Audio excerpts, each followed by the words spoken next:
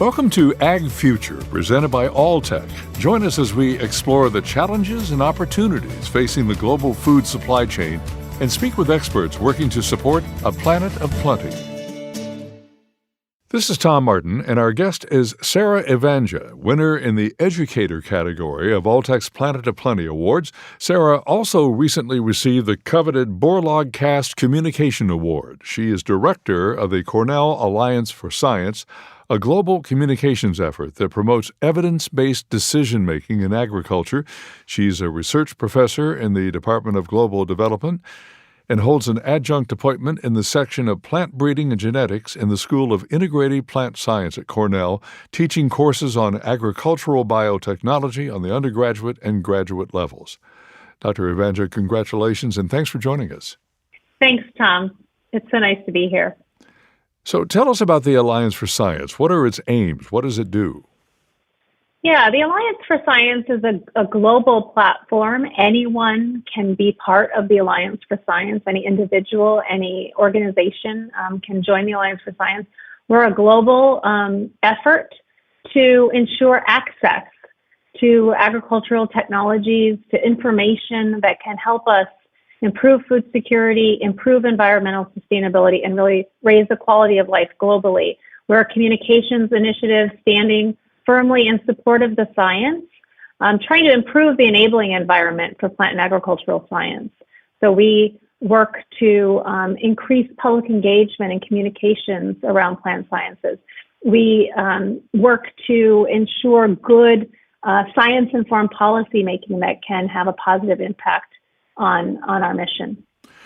Why does science even need to be defended? Yeah, well, that's a good question, but the world is certainly facing some big challenges ahead, not the least of which is feeding the many while at the same time fighting climate change. We absolutely need science and innovation to do this, to meet these big challenges. And I think, this past year has been a very clear demonstration of the need for science and innovation to solve complex global problems. So for the past year and a half, we all know we've been reliant on good science to get us through this pandemic that we're in. And we've seen firsthand the impacts of disinformation and lack of access to science and innovation. And I mean, it has literally been the difference between life and death in this case. And so we absolutely need to defend science and ensure that science informs the policies that really have real-world implications. Is it becoming increasingly difficult to cut through all that clutter of mis- and disinformation to keep people accurately and contextually informed? Yeah, I mean, we definitely live in a time when, we have information overload. We've got so many different social media platforms that we can communicate on, some of which are open, some of which are closed loops. It's an information age, and I think that can serve a really positive purpose, and it can also be a disservice. And so I think the important thing is that we make sure that science is well represented in those information platforms. And we get, bona fide experts out there communicating and sharing the good science-informed material and information that can help people make good decisions about their life. And so part of what we're doing at the Alliance for Science is really trying to help equip people, young people, old people, scientists, journalists, you name it, farmers, people from all kinds of different walks of life, to have the kind of communication skills that they need to get out there and share good science-based information so that we have an informed public and that we have policymakers who can stand firmly in support of the science. The young people who participate in the Alliance for Science program, where do they come from? Gosh, they come from all over the world. So in our training programs broadly, we've had about 800 trainees from roughly 50 countries from around the world. So if you look at a map of where the Alliance for Science has had representation in our training programs, it really spans the entire globe, with Antarctica as an exception. and so it really, we truly are a global alliance, and that's something we're very proud of. We've had a lot of representation in our Global Fellows program from across the developing world. We've had a lot of fantastic champions from across Latin America, from across Sub-Saharan Africa, fantastic representation from South Asia, and a really vibrant group from the Philippines as well. So, I mean, it really is a global alliance, and the champions who come to our programs are leading efforts across the globe.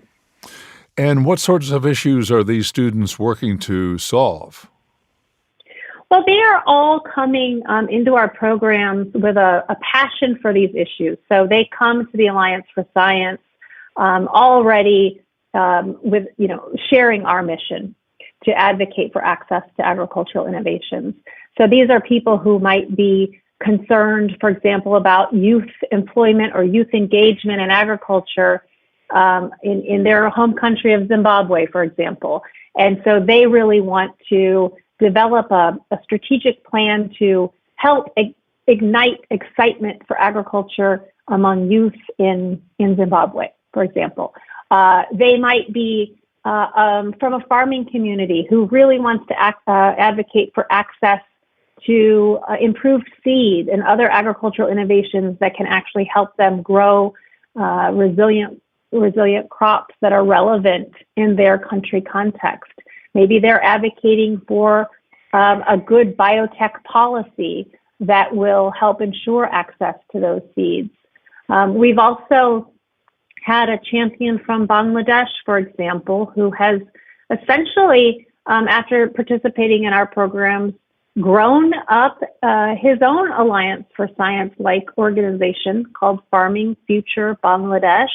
That is a communications initiative that is working together with the Alliance to do many of the same kinds of activities, but specifically in Bangladesh. So, I mean, it really, the opportunities are endless, and the ideas and the projects that flow from these fellows really are driven by the issues that are the most relevant in their country contexts that they care deeply about. Very homegrown. Well, where are you seeing important successes in those initiatives?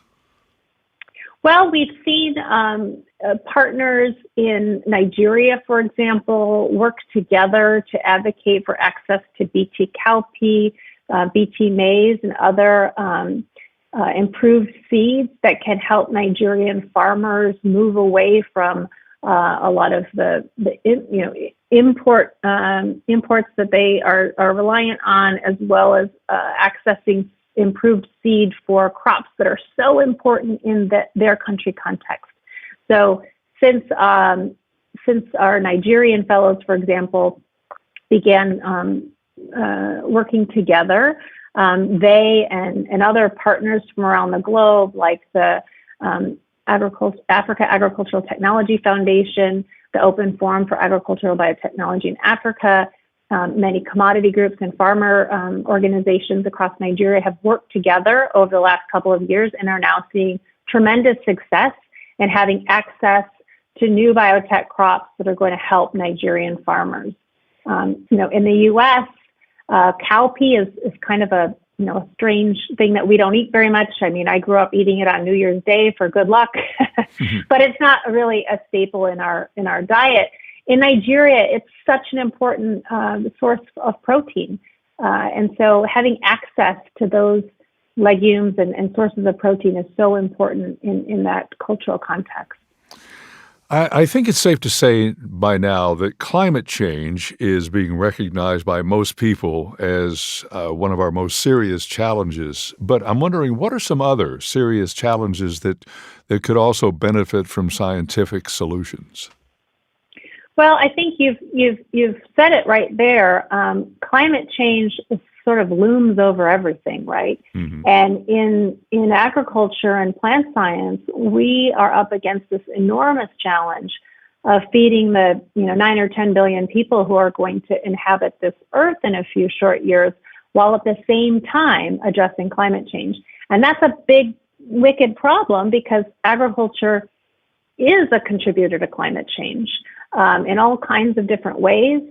But, when I look at the kind of innovation happening in plant science, whether it's, sort of classical genetic engineering or, newer emerging technologies like CRISPR, I see so much research and innovation happening right now that's going to help us feed the many while at the same time reducing agriculture's negative environmental footprint. We see crops being developed that are not going to need the same amount of nitrogen fertilizer and other innovations that are going to reduce nitrogen fertilizer, which is fantastic. We see, innovations that are reducing emissions in agriculture and improving soil conditions through conservation agriculture. We see applications that are reducing pesticide use, like this exciting BT eggplant that's being grown in Bangladesh. So many exciting applications that are happening right now through genetic engineering, through CRISPR, and a range of other technologies that are helping us do agriculture in a much cleaner and greener way. And so while it's an enormous challenge, I am optimistic that we can achieve our challenge of feeding the many while at the same time reducing agriculture's negative environmental footprint. Well, you cited many innovations there that are really interesting, really exciting, but the one that really is, I think, qualifies for mind-blowing is CRISPR. And I'm just wondering if you could expand on that, if you can, anything that you can think of that's going on in the CRISPR area that agriculture in particular might benefit from. Absolutely. I share your enthusiasm for CRISPR. I think it's a really exciting tool that is going to be a game changer in food and agriculture.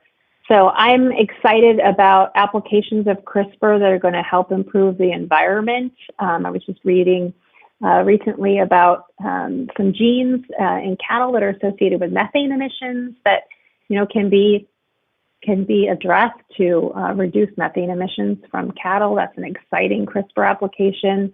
There are applications across crop improvement that are also going to help us grow more using less resources and having less negative impact on the environment. I'm also really excited about the implications for nutrition. So using CRISPR to develop crops that are going to be more nutritious, that will allow us to grow more diverse crops that can stand up to climate change and other stresses. So, for example, if we look at the first generation of genetically engineered crops, for example, 99% of all the crops that are genetically engineered that are grown out there in the world are essentially just 4 crops, right? We have 50% of it is soy, 30% maize, 15% of it is cotton, and 4% is canola. And so most crops haven't actually benefited from those tools. And CRISPR is very much a democratizing tool that many researchers can use, from public institutions, small and medium businesses, startups. It's not limited to a few big companies. It's a very democratizing tool. And what that means is that we can use this tool to improve specialty crops, to improve crops that are important maybe in a developing country but not traded globally. And so there's so much opportunity to improve a range of different crops that can help combat malnutrition, undernutrition, et cetera. And also, I think, in the context of the U.S., there's a number of products that are being developed that are going to be of great interest to consumers, that are going to help us consume healthier, more healthy, convenient foods. So there's some startups that are working to really improve our produce aisle. I'm excited about that because I think that's going to be a real game changer for the acceptance of the role that plant breeding innovation can play in improving our lives. Yep, I'd say CRISPR qualifies for mind-blowing. There's another matter that you brought up earlier that I'd like to touch on here, and it has to do with population. The world seems to be going in two different directions between developing nations and developed nations. Developed seem to be depopulating. We're getting into negative population growth, while at the same time, the developing world is going in the opposite direction. Does that figure into your calculations as a scientist and as somebody who's thinking about a planet of plenty and how to feed the world? I think one of the important points that I think a lot about is the need to engage more young people in plant and agricultural science and in the careers associated with agriculture and producing the food that we need. So in a lot of developing country contexts, as well as the U.S. for that matter, we're not seeing young people getting into the field of agriculture. And I think there's a lot of reasons for that. But what we do see is that when young people see agriculture as a good business, as an exciting business where they can innovate and use state-of-the-art technology, then they're more likely to engage in agriculture-related fields. And so I think, it goes back to our core mission of ensuring access to these innovations that excite people, that engage young people in agriculture, that inspire entrepreneurship, so that it can become a good business and attract the young, brightest minds.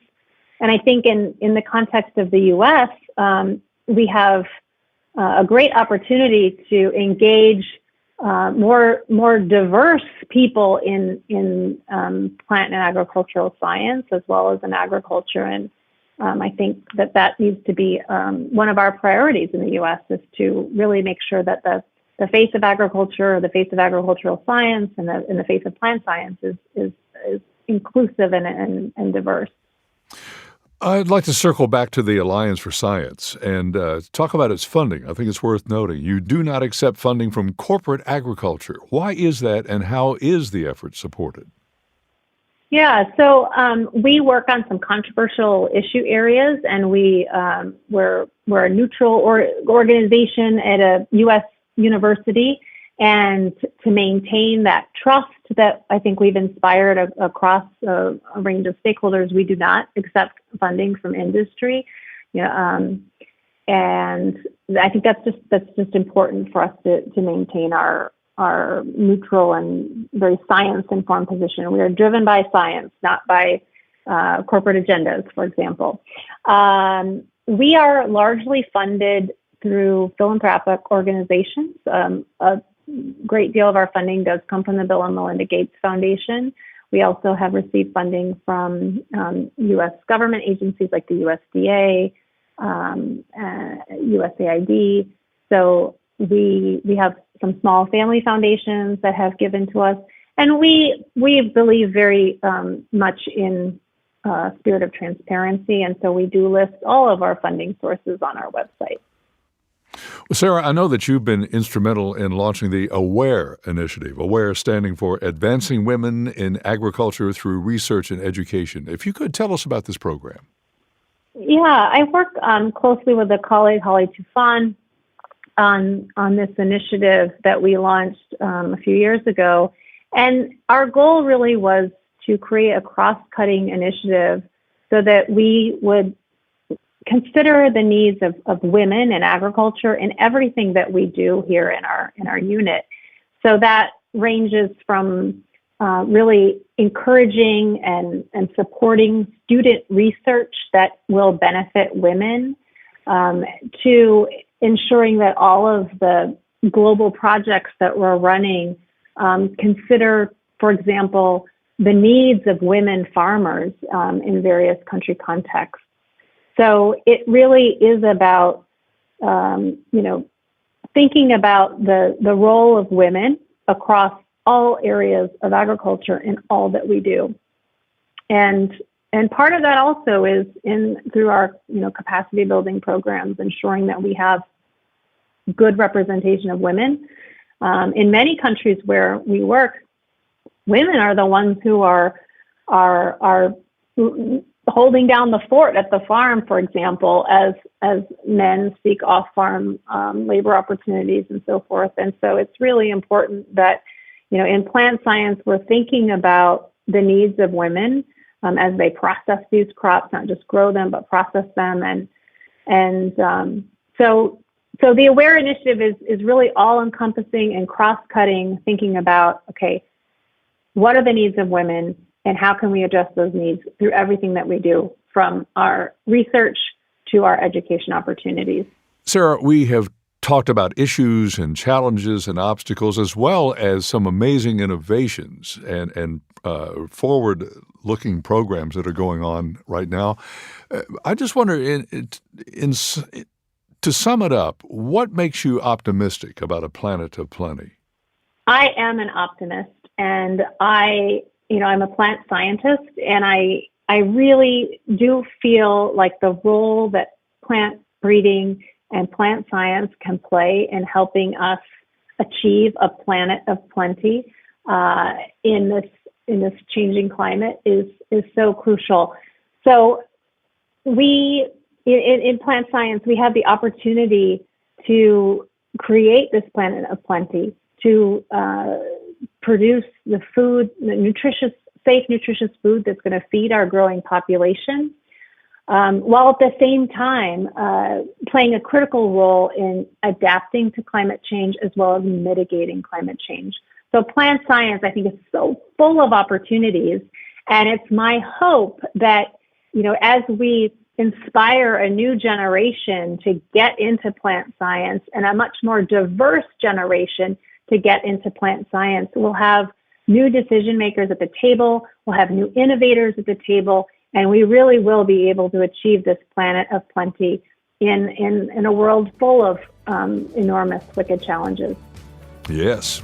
That's Sarah Evanja, research professor in the Department of Global Development at Cornell University in Ithaca, New York, overlooking beautiful Cayuga Lake. And she's also the winner in the educator category of Alltech's Planet of Plenty Awards. Thank you, Sarah. Thank you, Tom. It's been a pleasure speaking with you today. I'm Tom Martin, and thanks for listening. This has been Ag Future, presented by Alltech. Thank you for joining us. Be sure to subscribe to Ag Future wherever you listen to podcasts.